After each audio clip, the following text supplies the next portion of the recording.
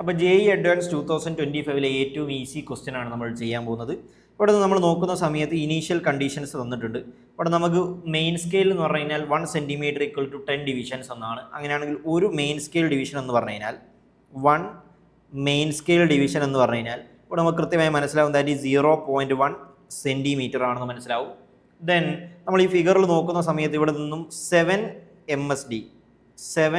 MSD is equal to 10 VSD എന്ന് നമുക്ക് മനസ്സിലാവും.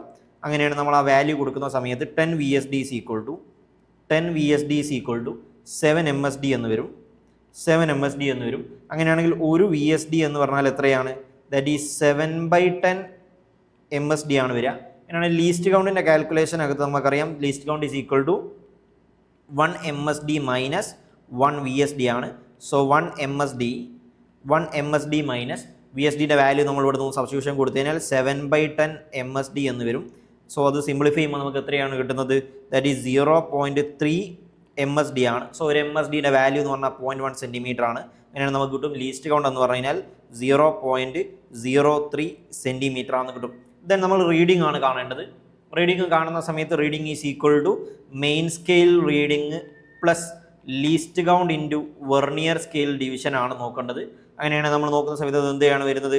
മെയിൻ സ്കെയിൽ റീഡിംഗ് എന്ന് പറഞ്ഞാൽ അവിടെ ഓൾറെഡി 1 ഡിവിഷൻ കംപ്ലീറ്റ് ചെയ്യുന്നുണ്ട്. That is 0.1 plus least count എന്ന് പറയുന്ന സമയത്ത് നമ്മൾ പറഞ്ഞു 0.03 ആണ് ഇൻറ്റു ഇവിടെ വെർണിയർ സ്കെയിലിൻ്റെ ഫസ്റ്റ് ഡിവിഷൻ ആണ് കോയിൻസൈഡ് ചെയ്യുന്നത്. സോ ഇൻറ്റു 1 എന്ന് വരും. സോ നമുക്ക് കിട്ടും എത്രയാണ്?